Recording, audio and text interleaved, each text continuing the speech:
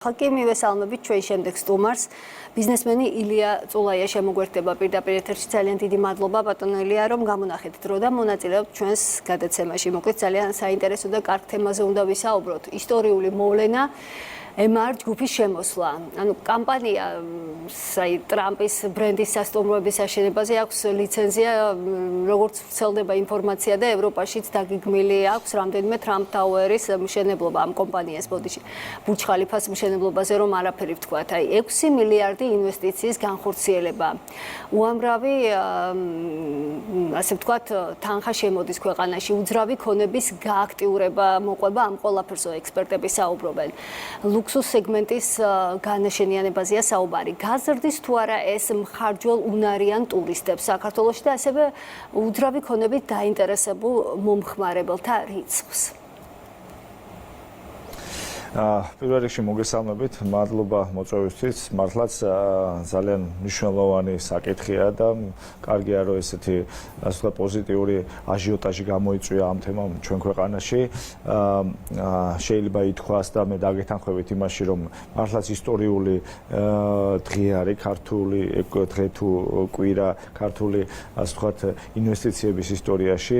ერთი ინვესტორის მიერ ამხელა ინვესტიციის ასე ვთქვათ გადაწყვეტილების მიიღება რომ შემოვიდეს 6 მილიარდი, რაც არის არასოდეს მომხდარა დამოუკიდებელი საქართველოს ისტორიაში და ძალიან მნიშვნელოვანი და კარგი ამბავია. მე დაგეთანხმებით იმაშიც, რომ რა თქმა უნდა უძრავი ქონების ბაზარს ძალიან ასე ვთქვათ წაადგება ეს საკითხი.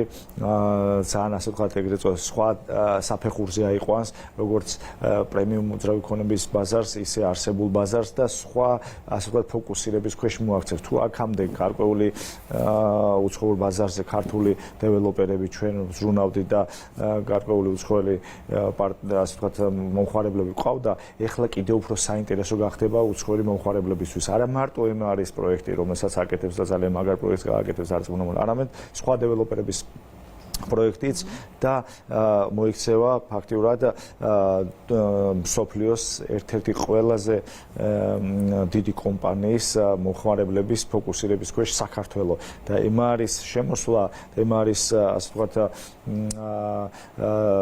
ლოგოს დატანა საქართველოს ადგილას და ეს მთელი ასე ვთქვათ პოტენციური 10,000-ობით, 100,000-ობით ინვესტორის ფოკუსირების გადმოტანას ნიშნავს საქართველოს. ეს არის ძალიან კარგი ამბავი და მე ესე ვიტყოდი, რომ გარდა იმ ინვესტიციებისა, რაც კომპანიამ დაანონსა 6 მილიარდს თავისთავად უზარმაზარი ციფრია და ჩვენი კლიანტში და ეროვნული პროდუქტის დაახლოებით 20%-ია, ხო?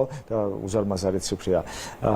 ეს ჩათვალეთ კიდე ასე ვთქვათ მულტიპლიკატორის როლს ითამაშებს და რამოდენიმე 6 მილიარდს სხვა გზელვადიანში კიდე მოუტანს ქვეყანას. იმით რომ სხვა მშენებლები შეიძლება და დეველოპერები შეიძლება შემოვიდნენ ქვეყანაში იგივე ახლო აღმოსავლეთიდან, იგივე უფრო სხვა ასე ვთქვათ ინვესტორები შედარებით პატარა ინვესტორები შეიძლება შემოვიდნენ და შეიძინონ უძრავი ქონება საქართველოში, სადაც MR-ის შემოსვლით მათ კარგი სიგნალი ეძლევათ, იმიტომ რომ სადაც MR-ი შევიდა და ამის ასე ვთქვათ სტატისტიკას რო გადავხედოთ, ხო, აღმოსავლეთ ევროპის ქვეყნებში ყველგან უძრავი ქონების ბაზარზე მოხდა ფასების და მომდენო 2-3 წელიწადში გაორმაგდა ფასები.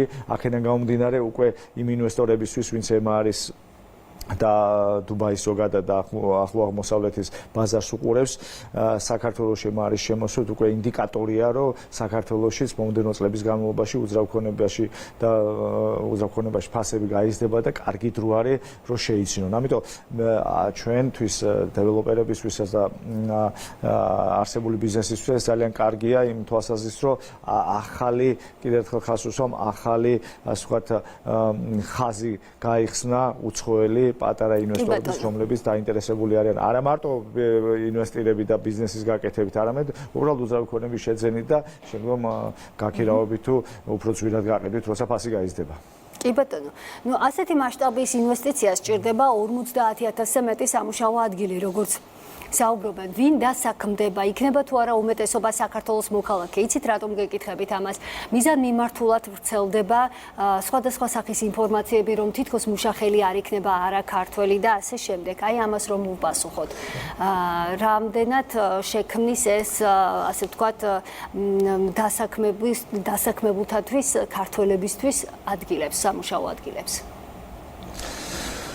Ну, რა თქმა უნდა, უმეტესობა და დიდი ნაწილი იქნება საქართველოს მოქალაქეები, სხვანაირად კანონმდებლობაც არ უშვებს, რა თქმა უნდა, დამატებითი სპეციალისტები და ექსპერტიზას როდესაც ასეთი მასშტაბური და მსოფლიო დონის გლობალური კომპანია შემოდის ქვეყანაში, მას მოყვება და ცოდნაც მოყვება მას თავისთავად, მაგრამ ძირითადი ნაწილი და უმეტესი ნაწილი ბუნებრივია იქნება საქართველოს მოქალაქეები.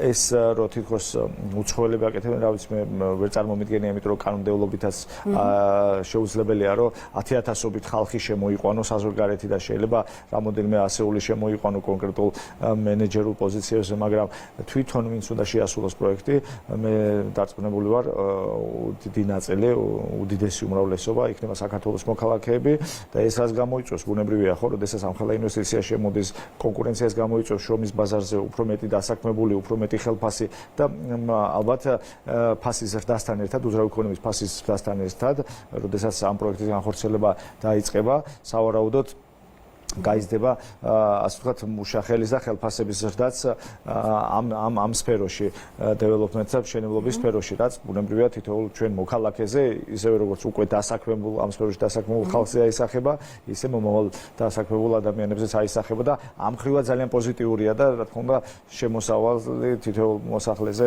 ну, როდესაც ათეულობით 1000 ადამიანია დასაქმებული უკვე ამ სფეროში და პლუს ათეულობით 1000 დაემატება, ბუნებრივია დიდი ნაწილი, აი საკმაოდ მნიშვნელოვანი ნაწილი საქართველოს შრომის ბაზრის უკვე ამ სფეროში იქნება დასაქმებული საკმაოდ მაღალ ანაზღაურებად საქმიანობაზე.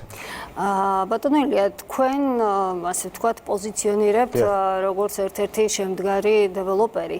იცით რა მინდა გკითხოთ? აი ასეთი მასშტაბის ინვესტიციის შემოსვლა გარკვეულწილად ხომ არ გაზრდის კონკურენციას, ანუ ერთგვარად ხომ არ მოხდება ადგილობრივი დეველოპერების დაჩაგვრა?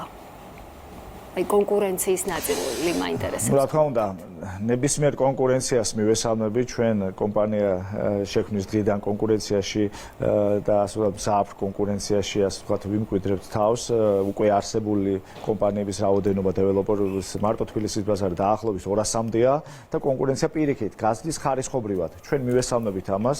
რა თქმა უნდა, ესნაირი დეველოპერი როდესაც შემოდის, გარკვეულ ოდენობას, გარკვეულ რაოდენობას ადგილობრივი მომხმარებლების ემარში შეიცავს ბინას, თუმცა როგორც თავიდან აღნიშნე, დიდი რაოდენობის ასე ვთქვათ მომხმარებლები მოყვება ემარს და ემარისნაირ გლობალურ კომპანიას, რომელიც ბევრი არ არის მსოფლიოში.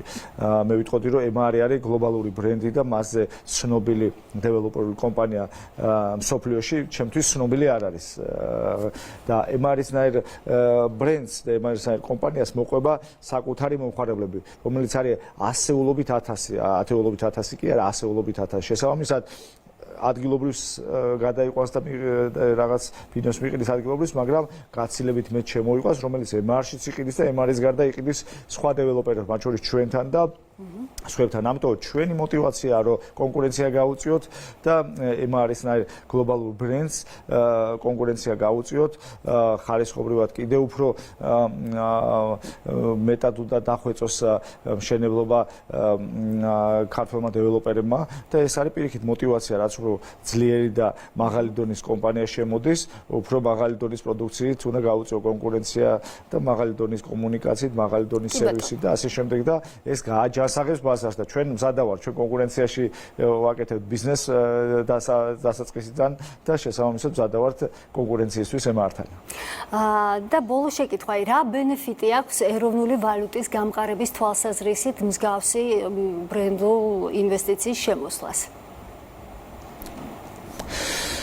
Ну, რა თქმა უნდა, როგორც ვახსენეთ, მსგავსი მასშტაბის ინვესტიცია საქართველოში არ ყოფილა. ერთი წლის განმავლობაში პიკი იყო თუ არ ვცდები 2.5 მილიარდი ყველა სფეროში, 2.3-2.5 მილიარდი დოლარის შემოსვლა ყველა სფეროში ერთად და 6 მილიარდის დაანონსება მარტო ამ სფეროში, რა თქმა უნდა, ეს რამოდენიმე წელიწადზე გადანაწილება, მაგრამ დაანონსება ძალიან მნიშვნელოვანი ვალუტის შემოდინების, ასე ვთქვათ, პერსპექტივა მომდევნო წლების განმავლობაში და მე მინდა ხაზი გავუსვა. მარტო ეს 6 მილიარდი შემოსვლა სარნიშნავს ემარის მიერ ინვესტიციის ჩადება. ემარის მიერ ეს 6 მილიარდი ნიშნავს იმას, რომ ის ჩადებს საქართველოში მშენებლობაში. შემდეგ ამ მის მიერ შექმნილ პროდუქციას გაყიდეს უფრო ფასნამატი და გაყიდეს არა 6 მილიარდად, 6 მილიარდს პლუს მისი ფასნამატი. გარდა ამისა გითხარით, რომ ბევრი პატარა ინვესტორი შემოვა, რომელიც ბინებს იყიდეს არა ემართან, არამედ ადგილობრივ კომპანიებთან, ადგილობრივ დეველოპერ კომპანიებსაც დამატებით ამ 6 მილიარდზეა. და გარდა ამისა კიდე შემოვლენ და აღმოსავლეთ ევროპის ქვეყნებში ესე მოხდა, როდესაც ემარისნაირი ტოპ კომპანია შემოდის დუბაიდან, ახლო აღმოსავლეთიდან, აღმოსავლეთ ევროპის ქვეყნებში, მას მიყვება სხვა მეორე, მესამე, მეოთხე ადგილზე მყოფი ძლიერი კომპანიები, იგივე დუბაიდან და იმათ მისი ასე მომხმარებლების ჯგუფი მოყვება. ამიტომ აქ არის მილიარდობით დოლარი ინვესტიციაზე ყოველწლიურად მომდევნო წლების განმავლობაში და ეს ბუნებრივია მიცევს ეროვნულ ბანკს საშუალებას, რომ შეისყიდოს ასე ვთქვათ ვალუტა და შეავსოს სავალუტო რეზერვები ეროვნულ ბანკში და რა თქმა უნდა კურსზე ძალიან პოზიტიურად იმოქმედებს ნებისმიერი უცხოური შემოსავალი და განსაკუთრებით როდესაც მილიარდებზე გვაქვს საუბარი და ეს არ არის ჰაერიდან მოტარი, ეს არის კონკრეტული კომპანია, რომელიც როგორც გითხარით ჩემთვის და ჩემი მე ამ სფეროში საკმაოდ გარკვეული ვარ მოგეხსენებათ ყველაზე ცნობილი დეველოპერული კომპანია მსოფლიოში. კი ბატონო, წარმატებებს გისურვებთ. მე